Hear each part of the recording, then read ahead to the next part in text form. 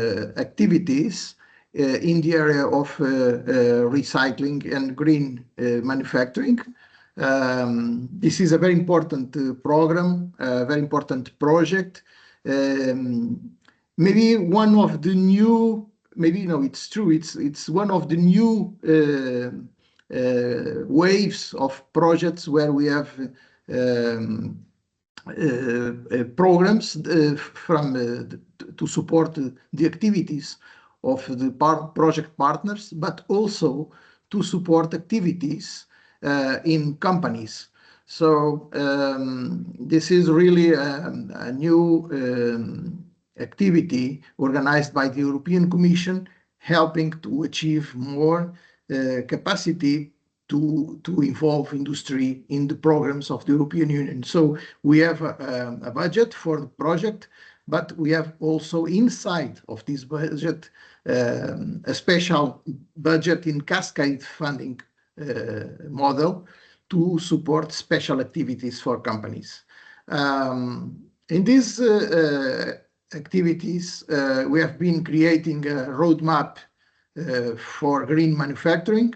We are enlarging the network for green manufacturing in Europe, and the GEMSTONE has been a project very important to support this action at European level. Fortunately, from our activities, I had the chance to meet this fantastic person that we have here today, Still Nielsen. We met in Canada in a mission from different countries dedicated for recycling and green manufacturing. So we went there to start to identify opportunities in this area in Canada, trying to link with the opportunities we have in Europe. So from this activity from different countries, I have the lucky to find to know Stig Nielsen. This fantastic person is from Denmark. Is very young, 54 years old, but very active in the plastic industry since 94. He created in 99 GenPlast, and GenPlast is a company in Denmark to turning plastic waste into valuable resources and promoting the circular economy. So he will present the main activities they do in their company and how they are contributing to reduce the footprint of plastic and of industries in the world. And considering it is a very, very excellent example because it is transforming raw materials and waste in raw materials and in new products. We invited him to present their main activities. So Stig, thank you very much for accept this challenge to present your companies. In the next minutes, you have the floor to present your company, your products, your activity, your ideas about how do you suggest companies that want to go in this travel for reducing waste and transferring creating value with it. What are your suggestions and your proposals? And so thank you very much again.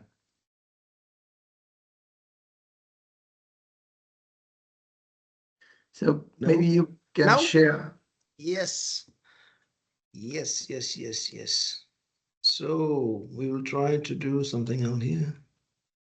Yeah. I did said, but we are recording the session, and if there is no one that opposed to it, we will continue to do it. Thank you.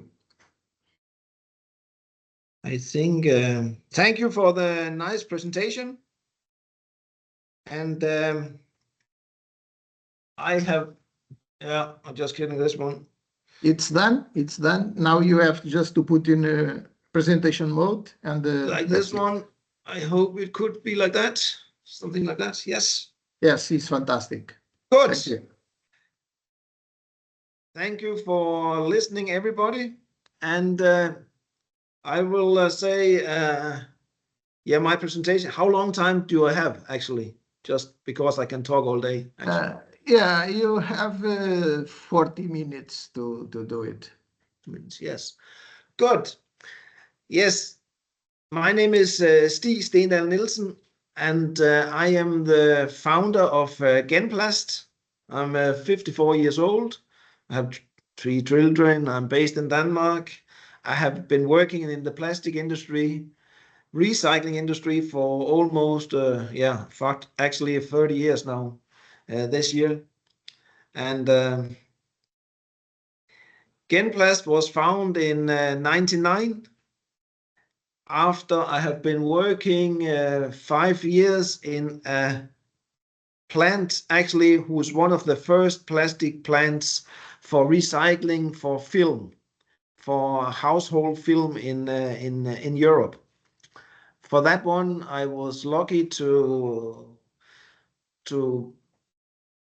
yeah, to get that experience, how to recycle and especially how not to recycle plastic in Europe. And that led me to that in 99, I started my own company. Uh, Actually, it was in industrial waste from the start. And since that one, actually, this one here is is a little bit old numbers, because since 2020 we have grown 1,000% in 5 years. And as you can see here, we are producing of granulates, we are producing of regrind, and we are also producing of end products. Oh. Genplast has this vision that we are going to handle this material who is worth handling for the most of it, because what I can see is in Europe that since the last 40 years there have been so many recyclers, and what they have been doing is they have taken all kind of material inside. They did not go out in the market and selected what they wanted to take in. Actually, what they took in was what they could become. And my what I have been learned since, and my experience is that you need to be very precise. What kind of waste do you want to do? It is not possible to take everything and then say, okay, can I do something with what I came in? You need to specialize in something. Just for my opinion, we take out that we are only good in 5 polymers, and it means that if somebody come with some very special products, actually we say no, because maybe we don't have the sale for it. We can take it in, we can produce it, but we will just have it standing in our stock for a very long time. So for us, it's very important that when we go out in the market, we go out and collect what we know we can sell. Actually, instead of going and just open out our gauges and say, come with everything, then say, okay, we only need these things, because these are things we know we can sell. So in the end of the year, we can sell everything and we will have a business who is healthy. And I can see in Europe, there have been a lot of companies, and also in Denmark and Scandinavia, who have been starting especially the last 20 years, and actually just took everything in because they could get a gate fee. And what happens is actually they are not able to sell the material after they have recycled it. So they end up with a lot of material and a full stock and bankruptcy in the end, actually. Yes. What we do here is that we can, in our business, is that we take in all products who is with PP, PE, PS, and ABS, and sometimes also PVC, if it has a good, if there is a good amount of it. And what we do is we take all this waste in, grind it down, wash it, sort it out with the near sorters, actually after it has been washed and grind. And then we take all the products in and we test them. When they have been grinded and washed, we test them. And after the testing, we will go and mix them. So these things who actually belongs together or give positive impact in the material, it will be blended together. So we have one batch was maybe 100 ton or 150 ton. So we are able to sell a big quantity of the same material. It also means that we can again make the same recept as we did the first time. Next time we will make that material. So actually we have, like when you go cook a cake or make a cake, we have a recipe, and for that one we will make our final granulate. But the input material can come from various sources. It can come from cables, and it can come from sheets, and it come from boxes, but it come from everything. And we have technology actually to take all this material in and grind it down. And maybe I think this is one of our success, that we have the machines that is big enough, so we will never have that problem say what is the biggest thing, or what can you do. Actually we can do everything here at Genplast. And so we have specialized in yes, as it says here, grinding, lamination, extrusion, washing, and pelletizing. And every time people ask and say, okay, what is saved for this carbon oxide? Normally we will say roughly it's minimum 2.6 kilos we save when we transform the material from raw material until pellets, granulates, who can be used in the industry again. And what is the quality of our granulates?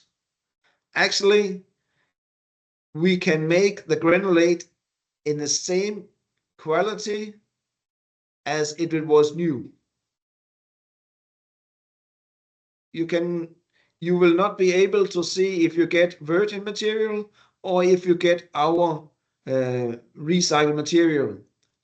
And actually, for the time of being, we are selling it 10-15% under the price for a virgin material. So, yeah. One of the main thing we can do that not so many other recyclers can do, that is we can recycling both hard and soft plastic. And we can make an end product out of both, even as a finished product, or we can make it like a pelletizing, a pellet, and then sell it or use it ourselves. not so many recyclers have the capability to both take in hard and soft plastic, because it is a total different world from these two kind of materials. Not because it can, like this one in the picture, is both LDPE or HDPE, is both polyethylene, but to handle it is very different, and you must have a different set of machinery to handle either one of the both sides. It also gives us a good what can you say? I don't know the English word. A good opportunity to go in the market for plastic, who has for like a foil here, or like a soft plastic. In Europe, I still think that 90% of all our soft plastic, it'll go to the export market. It means actually that millions of tons of nice foil will be exported out for the Far East. And even in Denmark and Sweden and Norway, we have no companies who can produce this foil except us. And what we are taking in is like a drop in the ocean, is like nothing. It's maybe, we take maybe 4,000 ton in. And I know for sure in Denmark, we have around maybe 150,000 ton of foil that we could use, who will be exported to Germany, put in pallets and put in containers, and will be shifted out for Asia. Yeah. So for the soft plastic, there's a big market for that one.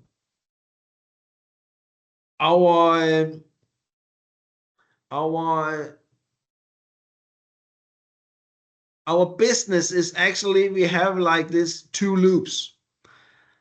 Either can be a closed loop with a partner that who has some material, maybe some waste or some leftovers, and he want it produced until granulates again. So actually we do it as pay work. We take it in, we grind it, maybe we wash it, we make pellets out of it again, and we send it back from where it came. And she will use it again in the products. Or what we do is we will buy the material, and actually I will say 99% of all of the material that we do in this loop, for that one we pay for. We do never get gate fee from the material that we become. We always pay for it. And I will come back for that one.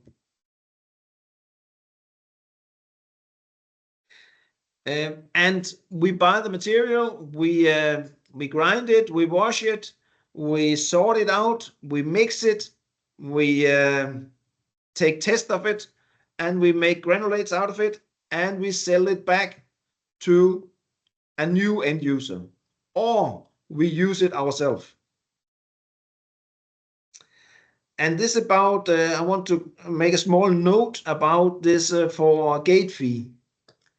My experience is that gate fee, actually, if you not can make your business without you need to become a gate fee, then don't do it. You need to make a business you can actually pay, or you can get the material for zero, or you can pay for the material.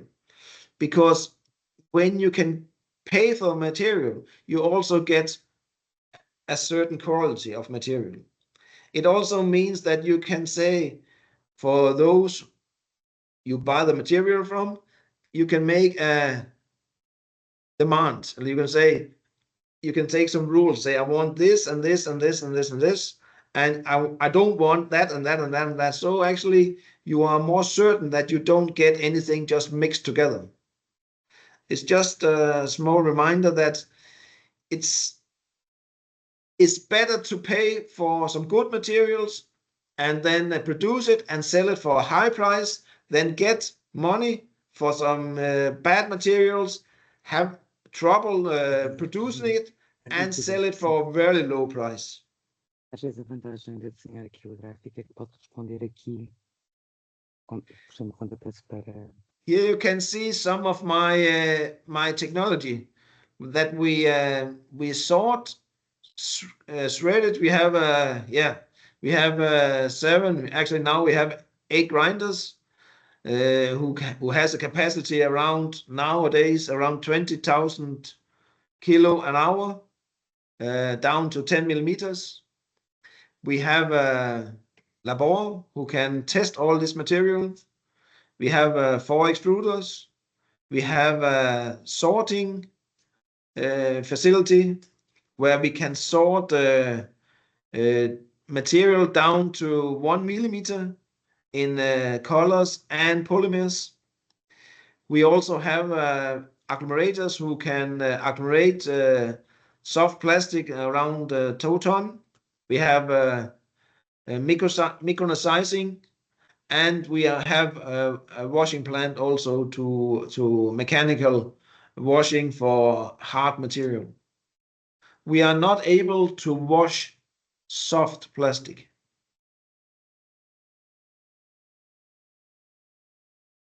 Today we have 3 facilities. Actually, they are very close. They are not spread out of the countries. They are like neighbors. And so this is the facility we have today. And yeah, as you can see, it takes a lot of space. Actually, between the facility, we also have 15,000 square meters of extra ground.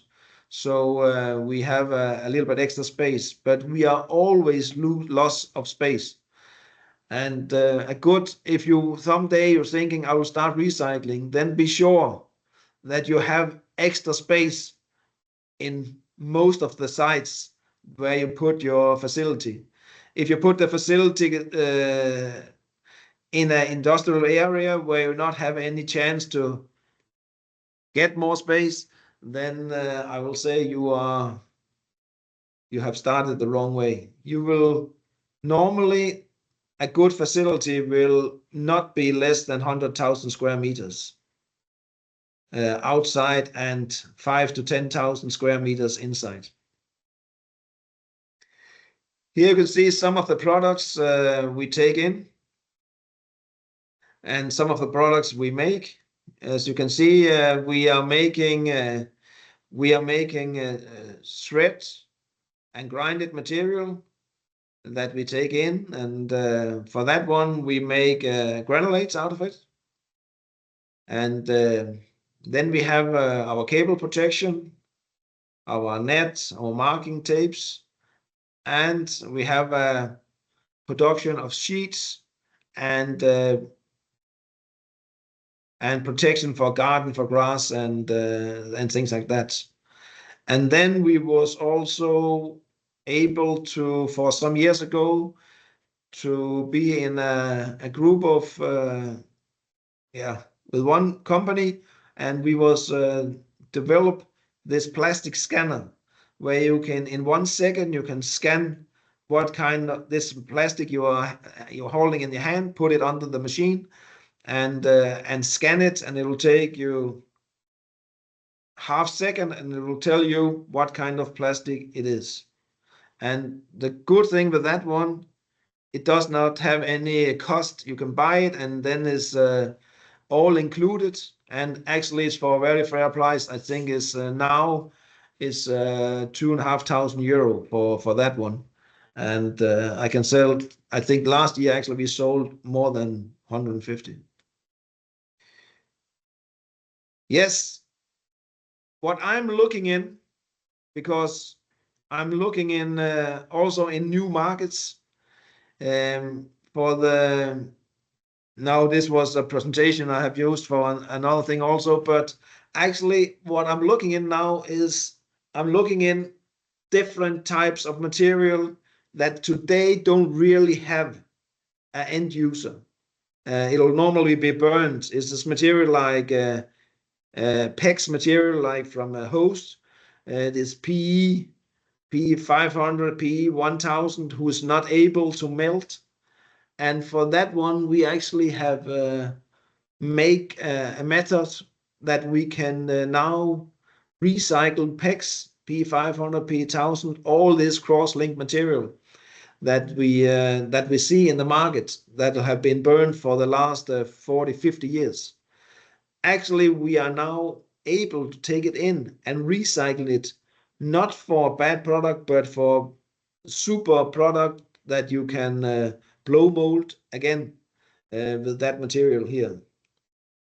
And also we are looking in because we are looking in the rubber industry because the rubber is actually also cross-link as the PEX, same as the PEX. So the method to take out the cross-link from the rubber and the PEX is actually the same. So so this is one of the things we are working with at the time. I can see this is our team. This is the head office team now. I can see here's a presentation. We are 19 full employees. Actually, we are today 30 people, and we are driving 7 days a week. And in the weekend only 12 hours, but in the daytime we're going with 24 hours a day from Sunday evening to Friday evening. And yes, don't hesitate if you want to have more information or something, then call me, Jakob or Nikolai, and I think we will help you with whatever question you have. I have some other things here I want to talk about also.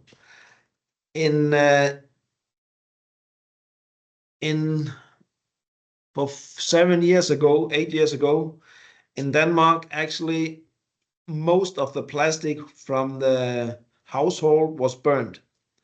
And it was because that there was not enough material who was collected.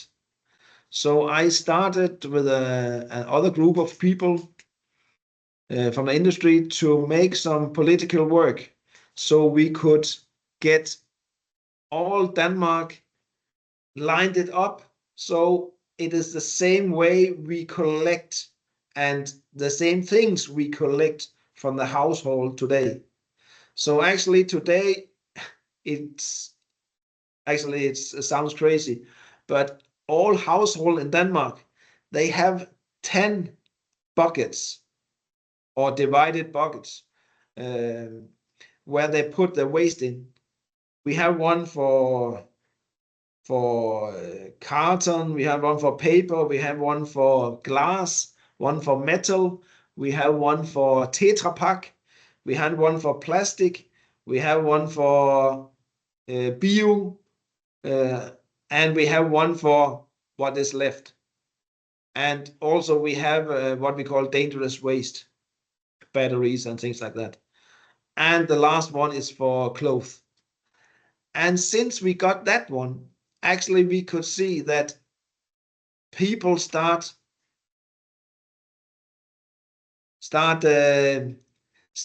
sorting out their waste in the household, and they realize now that they have so much plastic in the household. And actually what we have been hearing, this one have gone for the last 4 years now, that we hear that people are very happy that they can do something about it and that it'll be collected and recycled. And how about that recycling? What do we do with all this waste? Do it come to me? No, it does not come to me because I don't have the right equipment for it. But actually, we make this program for collecting material in Denmark before we had the facilities to recycle it. And that's of course a little bit strange, because what did we do with all that material since we started collecting it? What we did is we actually drive it down to Germany, and we had it sorted out there until we today have the facility in Denmark to sort it out ourselves. And now we have 3 plants in Denmark who can sort out this household waste. And yeah, it actually means that we started out the sorting process before we have the capacity actually to do something about it. And of course, it was we had a big fight about that in the government, because they was not thinking that people was believe that they have to do it. If they was just thinking, oh, it does not matter, it'll just be burned. But it was necessary to start collecting before we had the plants, because the plant is expensive. It's more than 50,000 or 40 million euro for making a plant. So we needed to have the material before we built the plant. Yes. What do I have more? Yeah. What is important, that actually, if you are starting up you're starting up collecting materials from the household or whatever, it is important that you try to get it as, what can you say, as simple, of course, and also that it's the same what you do if you have a big country. If some part of the country do it in one way and some party do it in the other way, you will never succeed. You have to have all the country have it doing at the same way, so you get the same source into the factories. Else it'll be too difficult to make a good product out of it. Then I want to say something about multi-layer plastic. Actually, multi-layer plastic is, yeah, if you don't know, is a different kind of layers of plastic that you have been melting together to make a barrier, especially in foil or film. This is difficult to recycle. Of course, it can be done, but that is actually why we have our end products. If we did not have our end products, the sheets, the lines, we were not able to sell 4,000 or 5,000 tons of our material, because nobody wanted. So what we normally would burn, we actually use for 1 or 2 or 3 of our own products. Yeah.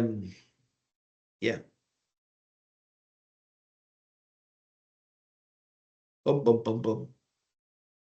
I think that was that. That was fantastic. I know. The lessons you gave to us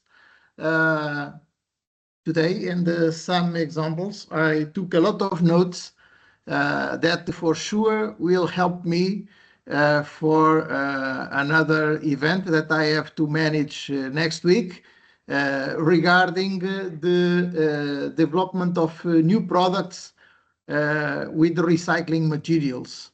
I have some questions, but before I put my questions, I open here a moment that the participants can make their own questions. Please raise your hand and identify yourself and make a good question to Steve.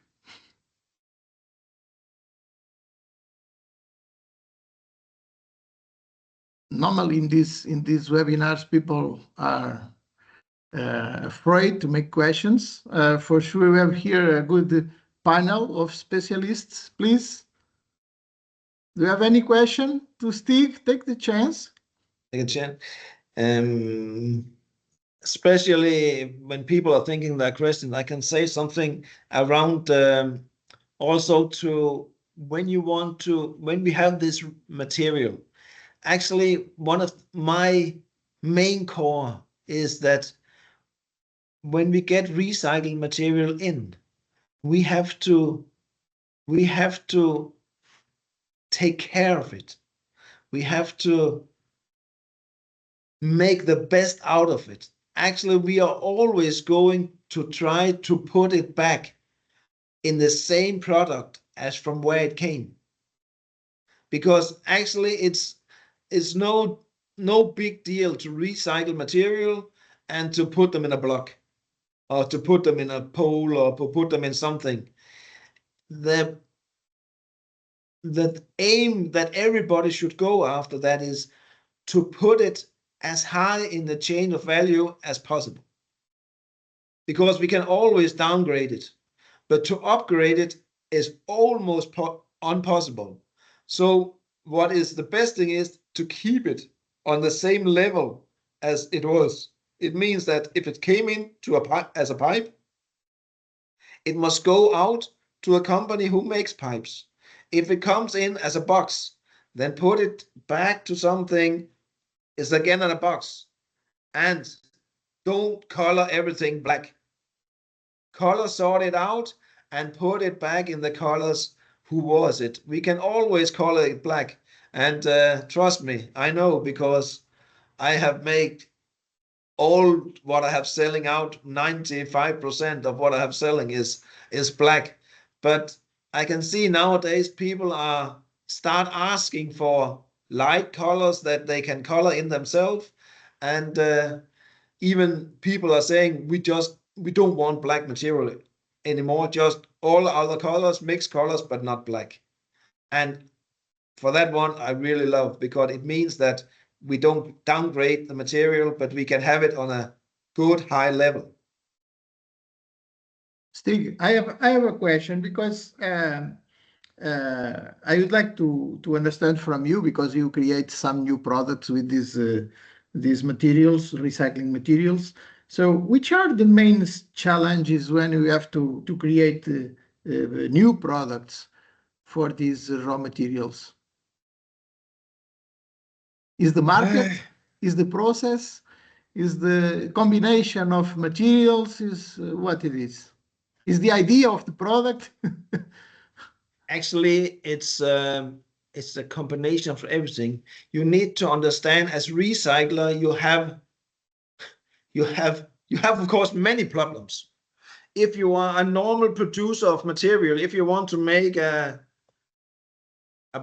whatever like this one, and you have a blow molding company or something, what do you do when you need material? You just call for either a recycler, or you buy in virgin material, and you say, okay, I need 100 ton of that material next Friday. And you will get in that specification this, and this, and this. Okay, so you can go to the market and buy it, and it will be delivered to you in the time and date. My problem is I cannot just order material.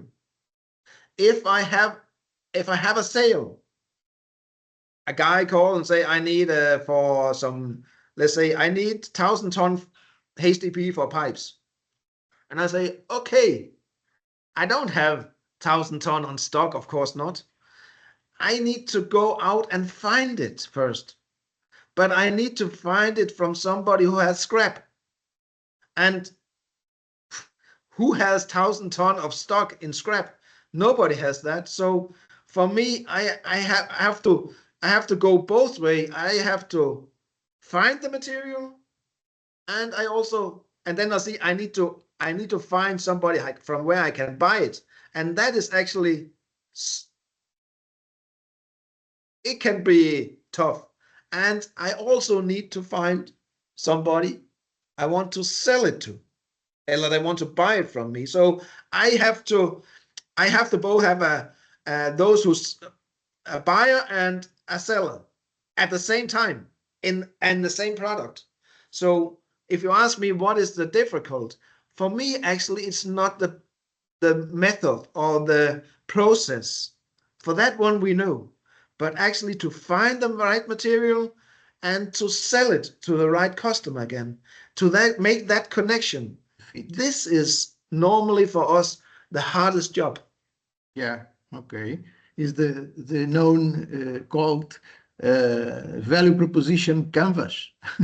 Is the fit between the market search, demand, and the offer from the supplier. Yes, Yes. You talk about multi-layer plastic, Yes. and we have been discussing this also in Portugal, because we are a research center, and also, and we have a research center that are working on this in these areas. And normally the question is, what is the most difficult in this multi-layer recycling products? Is the disassembling technology, the lack of technologies to disassembling, is the cost, is what?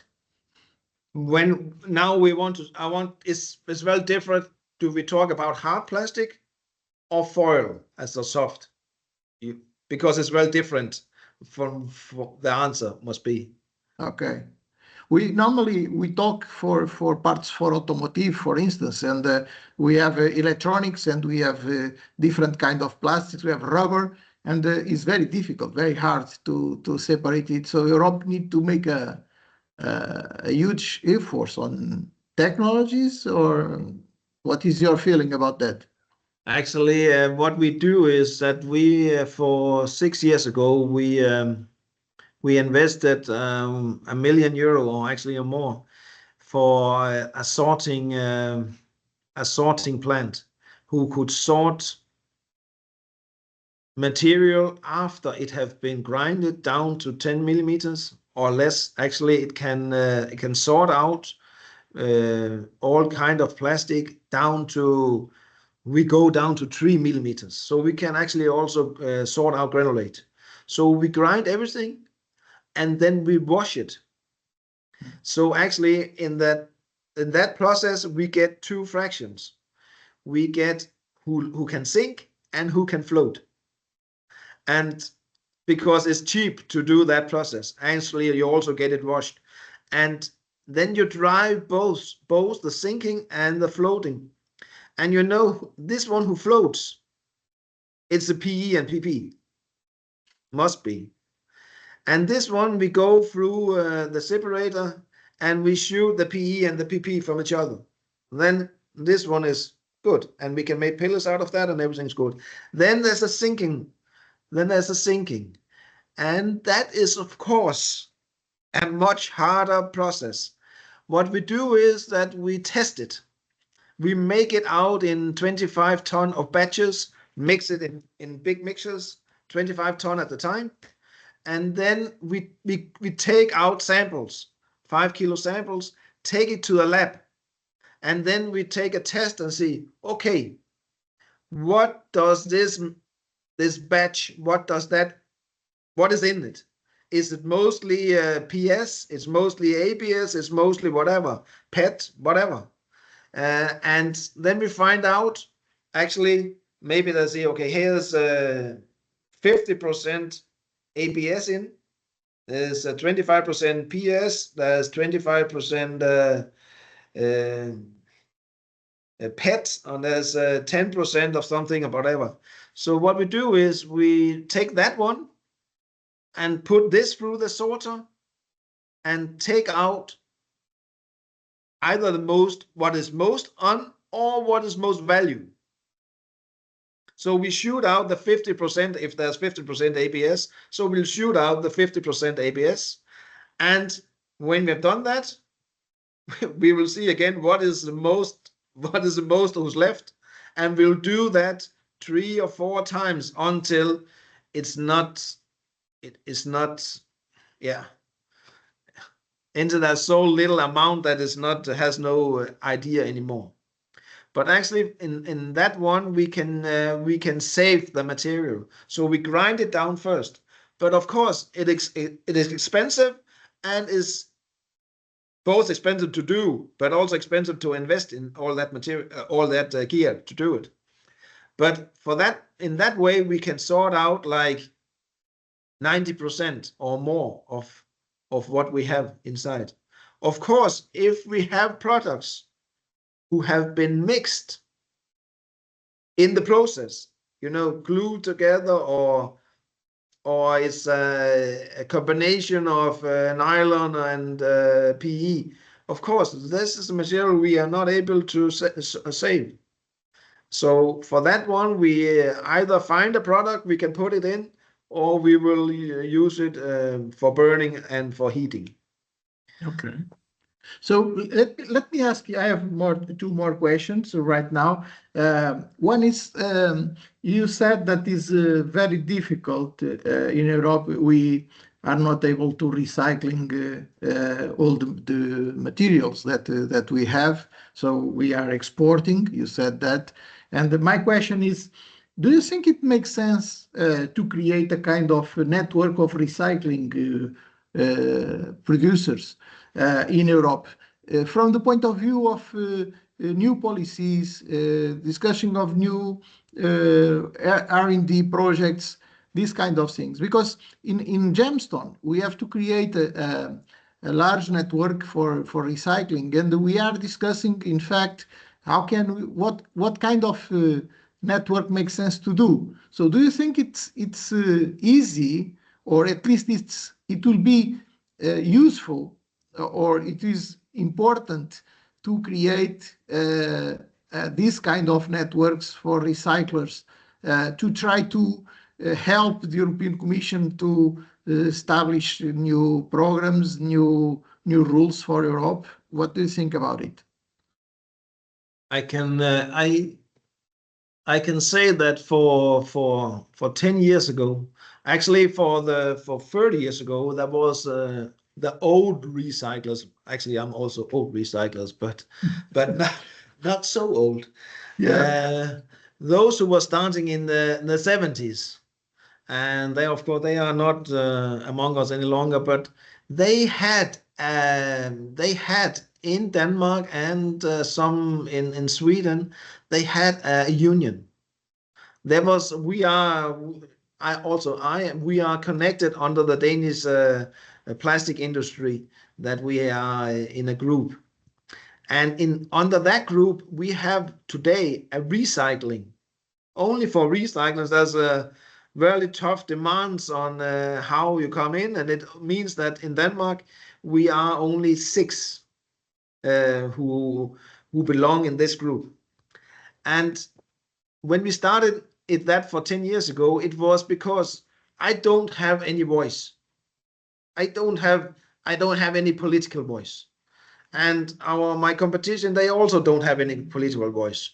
But when we was together under the Danish industry and under the Danish network of this plastic industry, and only have our office 500 meters from the government, and we was lucky to have a good secretary, actually not but a political secretary in our staff, that could infiltrate the political system, could invite political people into discussion or to come and see what we are doing. And actually, for 10 years ago in Denmark, what our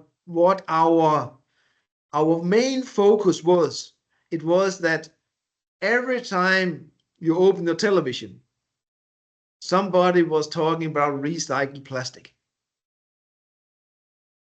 This was our focus, and the focus also was that in that time, after 2 years, there should be an election in Denmark. And our main focus was that we should not talk about foreigner workers, not political whatever. No, what the agenda for our was that we was talking about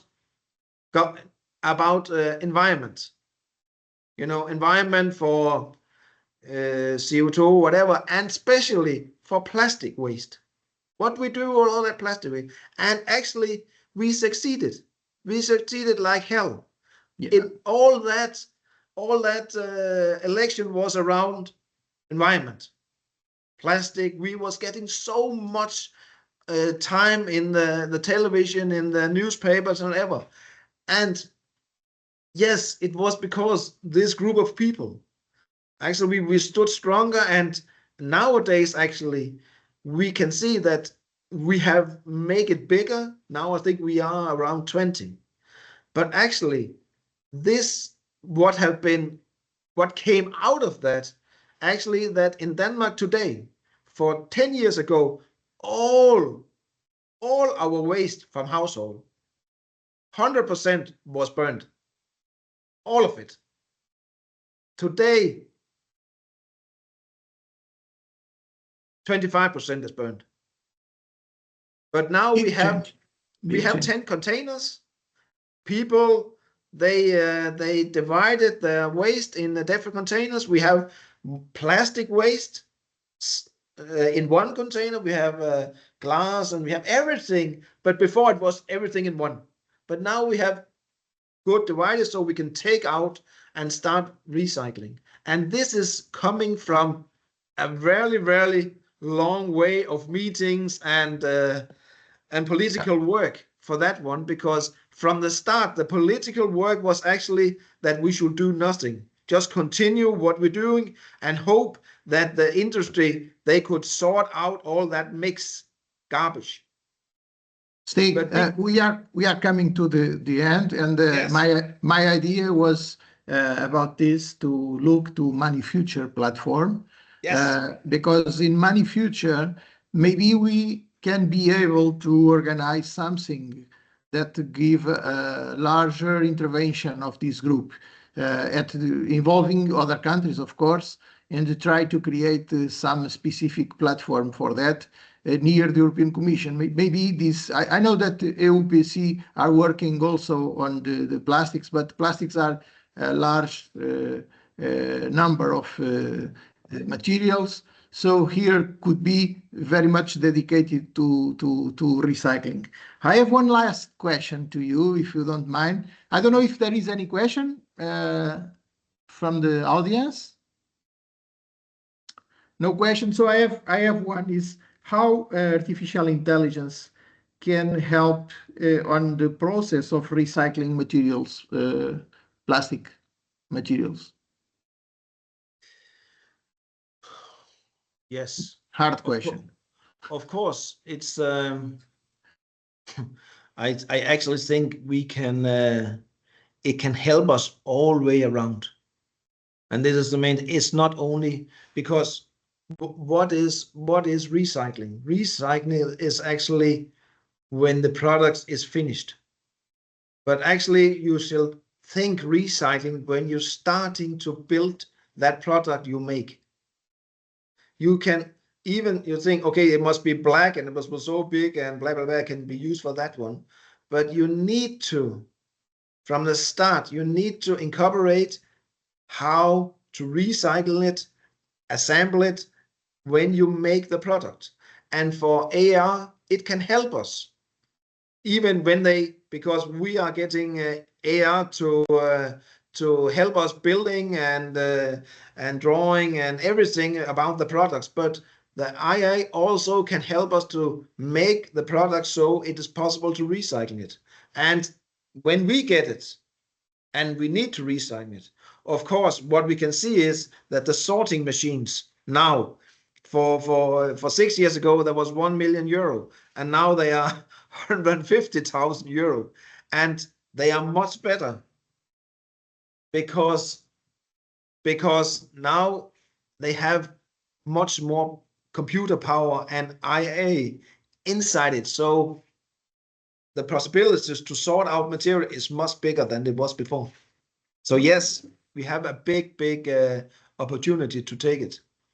Very good. So now we are coming to the end of these webinars. So Loic Marin is the coordinator of the project. He could not attend because we postponed the webinar. So it's my pleasure to close this webinar and thank to Stig for your very, very enthusiastic presentation and for the lessons you gave to us. It's always good to have experienced people to bring their cases. And I hope to see you very soon. We are organizing a Molds event week in November Yes. this year, in the last week of November. So we will be in touch. Maybe you can come to visit us and visit our companies and all the participants also. So Yes, please. I think we fulfilled all the points that we planned for this fantastic webinar. Thank you for the value you bring to us. Thank you Yo. very much. Thank Okay. you. Thank you for listening. Christina, do you want to say something? Yes, I would like to remind that next 21 of May we have another webinar within this project, Relate Green Jobs and Emerging Talents. So I invite all the presents to register in this website, in this webinar that is very interesting. Jobs relate green manufacturing. Thank you. Thank you, Stig, Christina, for your thank you all. participation. Okay, thank you. See you. Bye-bye. Thank you. Bye-bye. Thank you. See you.